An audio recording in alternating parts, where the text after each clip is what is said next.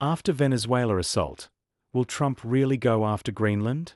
Emboldened by the brazen abduction of Nicolas Maduro from Caracas, the US might carry out its plan to take over the world's biggest island from Denmark.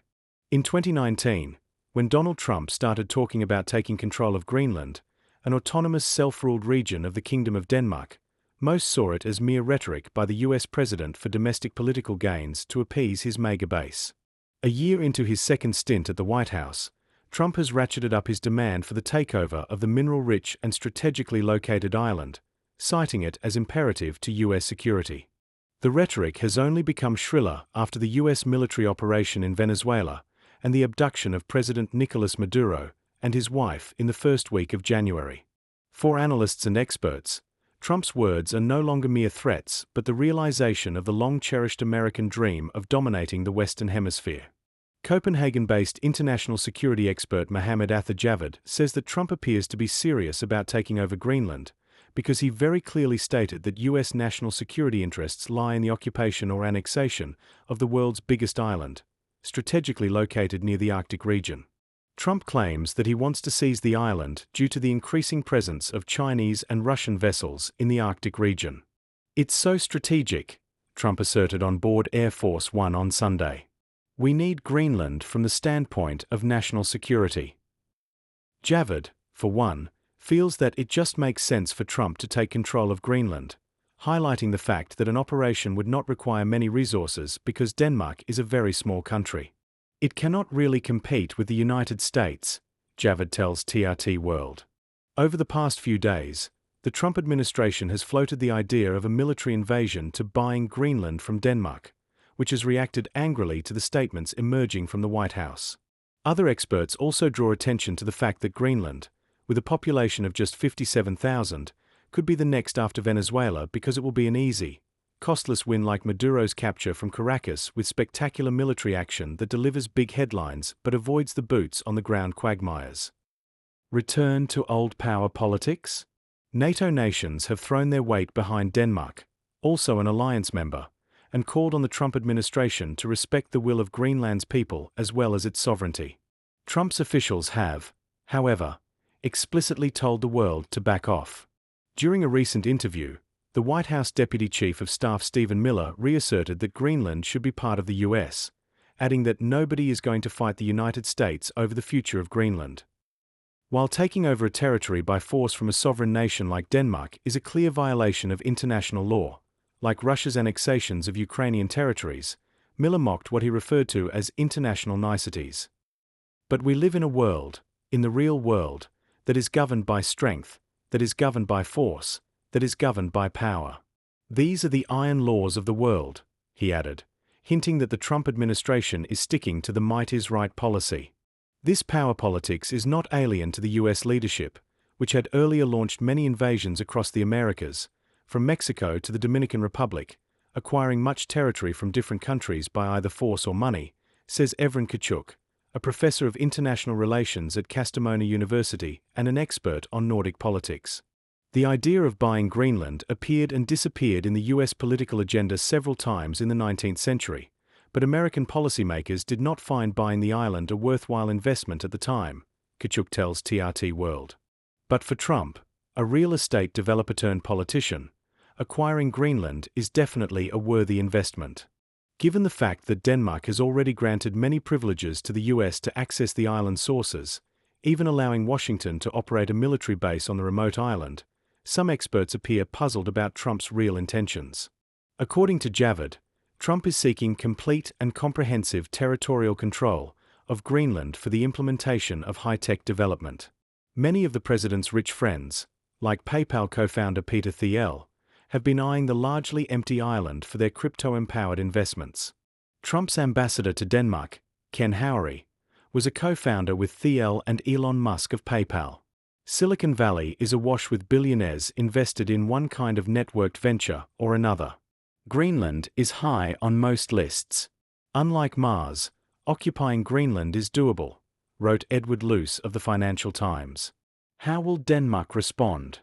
Denmark has repeatedly said it will not transfer Greenland's sovereignty to the US under any circumstances, including Trump's offer to buy it. Earlier, Washington acquired many of its large states like Louisiana, Florida, and Alaska from France, Spain, and Russia, respectively. In December, Danish intelligence services classified the US as a security risk in its 2025 Outlook report, accusing Washington of using its economic power to assert its will on the island and mentioning the Northern American state in its threats list alongside China and Russia. Most recently, responding to the Trump administration's escalation against Greenland, Denmark Prime Minister Mette Frederiksen issued a stark warning that if the United States decides to militarily attack another NATO country, then everything would stop. That includes NATO and therefore post-Second World War security. Unlike Venezuela, which is led by an anti-American socialist government, Greenland is a democratically led autonomous territory of a NATO state, says Denise Kulsnick, a Paris-based political analyst and president of the MENA Research Center. Kulsnick, however, finds it difficult to imagine a US armed assault against a NATO ally, which would put the alliance itself under unprecedented strain. Then though the world has become much less predictable than 2 or 3 decades ago, such a move would put an end to NATO altogether and therefore empower Russia and China, which goes against US interests, Kulsnick tells TRT World. When Denmark launched military exercises around Greenland to signal that the country is not open to any negotiation on the island's political status, Trump ridiculed Copenhagen's moves. You know what Denmark did recently to boost security in Greenland? They added one more dog sled. While Javed, a resident of Denmark, does not think that the US takeover of Greenland will be the end of the Atlantic Alliance, he concedes that it will lead to cracks and fragmentation will start appearing, reminding the fact once a military alliance has been mistrusted and its own allies stand against each other, basically there is no more alliances. But Javed offers a pragmatic middle solution, which is a possible joint management of the island by the US and Denmark through an agreed framework of a joint monitoring system to address growing tensions between the two NATO allies. The problem can be resolved by bringing a new amendment in the NATO constitution saying that Greenland can be jointly controlled by different countries on rotation, he says, referring to Denmark and the US. A US official, speaking on condition of anonymity, mentioned the formation of a compact of free association with Greenland, which is a similar idea to what Javed offered. However, for Denmark, facing such a threat from the US is challenging and presents a political dilemma, which has implications for the future of international security as well, he adds. Growing rift between EU and US. The issue of Greenland has also increased tensions further between Brussels and Washington, which has charged the EU leadership in its recent national security strategy document with many failures, from not having self-confidence, to doing nothing to stop migration and not defending Western civilization well enough. At the end of the day, the island is part of the EU through Denmark, which warned the US not to act against its sovereignty.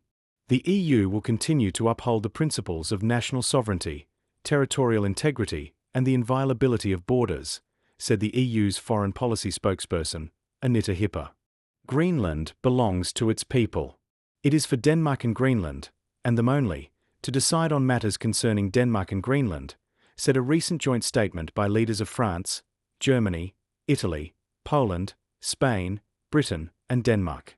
According to Kulsnick, Trump's push on Greenland, coupled with the recent intervention in Venezuela, has significantly increased tensions between the US and the EU. To put it in simpler words, it erodes trust between Washington and European capitals, he says. The EU could slap severe economic sanctions on the US, and even trigger Article 42.7 of the Treaty of European Union, TEU, a clause on mutual defense without undertaking military hostilities, says the Paris-based analyst. Such an event would push the EU towards more coordination, potentially a European army, and the understanding that Europe can only rely on itself, he says, but he finds this scenario very unlikely. But Gregory Simons, an independent researcher and a formerly Sweden-based academic, was blunt on Europe's response to Trump's increasing demands, seeing the EU as a clear vassal of the US because they go along with most things the US does and says, such as the Gaza genocide. The EU is spineless and powerless to do anything other than some hollow rhetoric and empty threats, such as this slogan that this, the Greenland move, will end NATO, but fails to acknowledge that without the US, there is no NATO.